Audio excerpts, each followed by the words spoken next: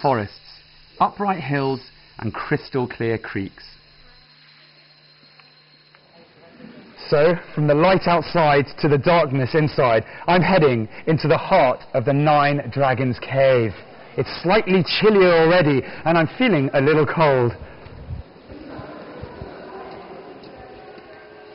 Once inside, you'll be able to appreciate the theme park nature of the cave. There are lifelike animals and wonderful structures formed by the stalactites and stalagmites. The cave has 3 renowned halls, the first being a somewhat flat roof place with appealing scenery, including a waterfall, a dragon with a ball in its mouth, and a white elephant.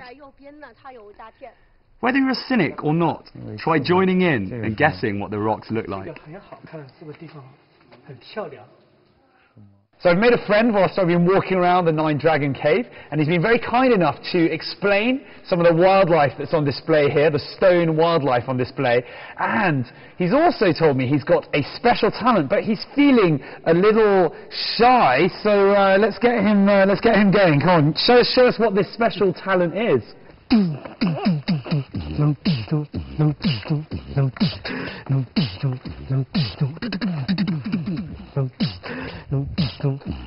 The second cave is also flat-roofed, with exquisite stone curtain designs. And the third hall is the real gem of the Nine Dragon Cave. Its roof is round, and in it stand 6 huge pillars, each about 30 meters in height. Don't miss out on the large jellyfish which rises up for 9 meters.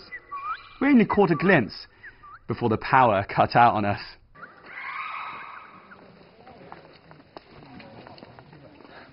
So this is completely unplanned. The electricity unfortunately has cut out in the Nine Dragon Cave. We were right at the far end when it did. Luckily a few people have brought torches. I've got this little pen torch, which isn't going to be too helpful, but we're going to try and find our way back. It's quite exciting and a bit of suspense in the air.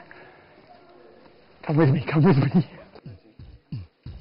Even if the lights do cut out, it shouldn't detract from the fact that venturing deep into the belly of the Nine Dragons Cave is a fantastic experience. And now it's like torrential rain with thunder and lightning, and we were 2.5 kilometres up a mountain, so we had to ride our horses back down.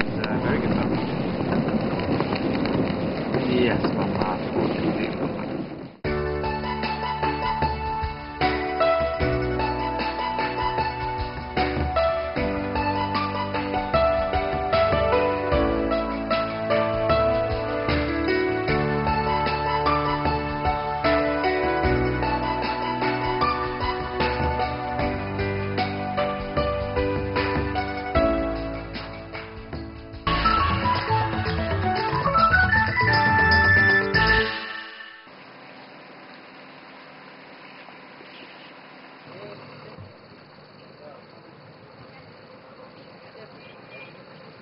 So Tongren is situated in a very small bowl. Well, you say small, it's surrounded by a load of mountains, and it has a subtropical climate, which means during the summer months, like we are now, it gets pretty humid and pretty hot. So that's where all the sweating comes from. Don't forget to bring a tiny bit of deodorant.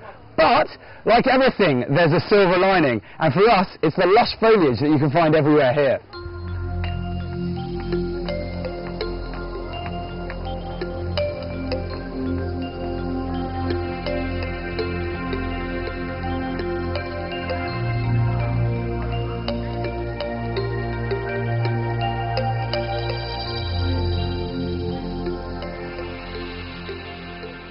During the annual International Dragon Boat Festival, you'll get the vibe that the whole of Tongren is geared up solely for this one event. Whether it be supporting the local team, performing in the many shows, making pieces that will feature in the show, or even participating down on the river.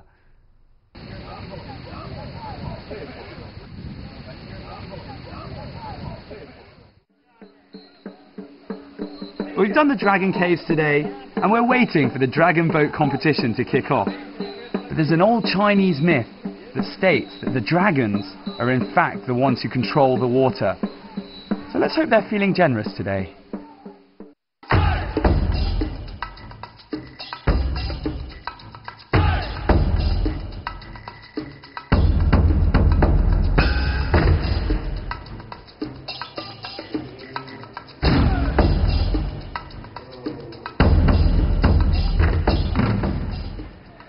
So there's a rather large disparity between the Eastern and Western views on the dragon. In the West, it is feared, and it's certainly not the animal of choice that you would bring to a dinner party. However, it's a completely different story in the East, and in China in particular, where it is revered and seen as a symbol of power, strength, and an ability to protect, which is why many emperors throughout the ages would use the dragon as their very own symbol to show them as a higher power. Now, many Chinese also believe that their spirits are descended from the dragon. That's to do with the makeup, where it's made up of lots of different animals. We've got eagle claws, we've got fish scales, snake-shaped bodies, amongst other things. Now, it's not a surprise that here in Tongren, we're celebrating the dragon during the Dragon Boat Festival in such a way.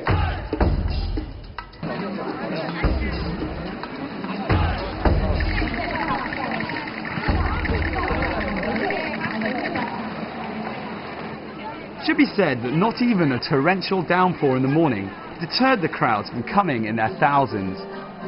Hanging on to every patch of ground along the river, they were rewarded for their determination with a 5-hour boating and visual spectacular. This event is as much about everything that goes on around it than it is about the actual racing itself. There were a whole host of dress rehearsals and intricate choreography that went into planning this, to make this the event of the year for Tongren people.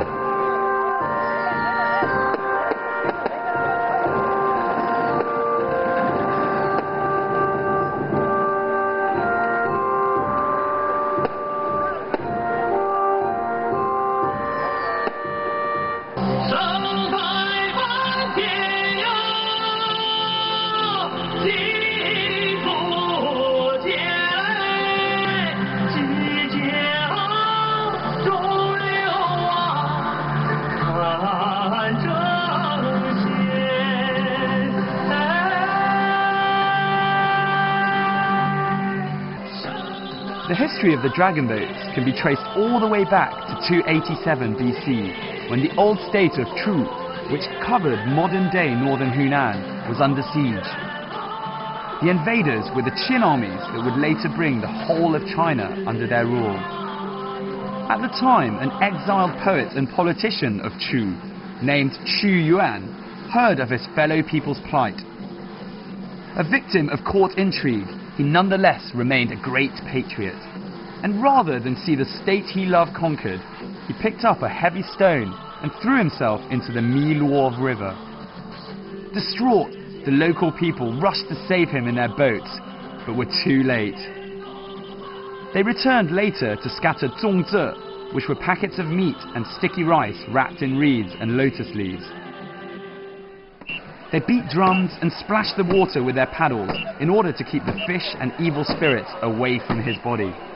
The legend has it that the scattering of the zongzi was to prevent him from going hungry, though another belief is that the people scattered rice to feed the fish, in order to prevent them from devouring the fish.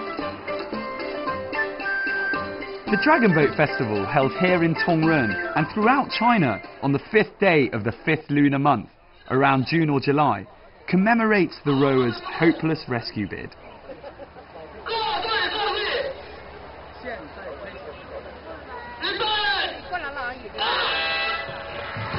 So the reason we've all come to Tongren for the International Dragon Boat Race. Yesterday was the festival, today's the competition. Over 2,000 years of history, and it's going to be a cracker. Have a look. 我们的队员们是一响一响的好繁复的在滑稽协力体现的。你刚才在画了这两个时候，也曾经见过这两个人。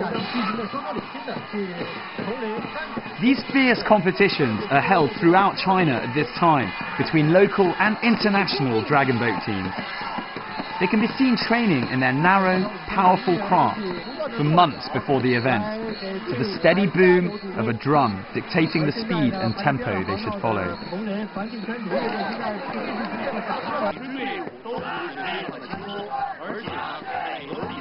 The races themselves only last a few minutes, but there's a whole paraphernalia of rituals and activities that must be gone through in and around the boats, during and after the race. So don't worry, it's a real spectator sport.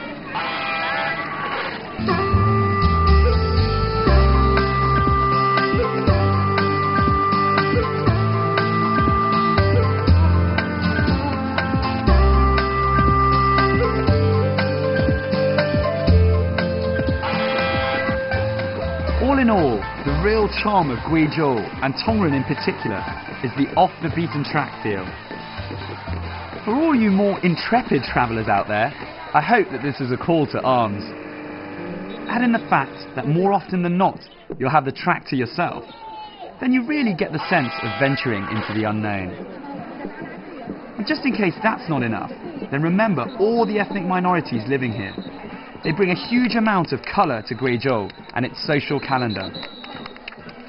In fact, Guizhou celebrates more folk festivals than any other province in China. So head on down to southwest China's hidden gem and the gateway to Guizhou.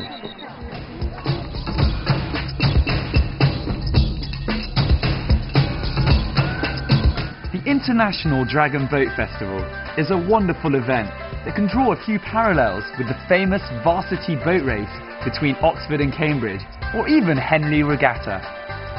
It's full of team spirit, with each rower needing to be at the top of his game for the good of the team.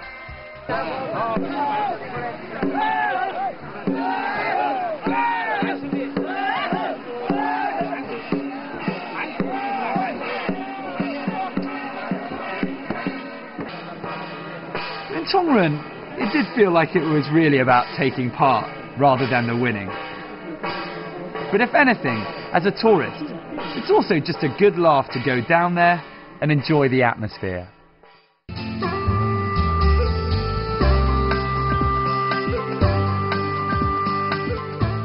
The festival has led me to an unknown, hidden place in the shape of Tongren. But we've still got so much more to discover, including the area's most scenic and most famous attraction, Fanjing Mountain, as well as get a taste of the local food and see what a real ethnic minority village looks like. So get it in your diaries now. So I managed to find a quiet little spot with which to wrap up the show.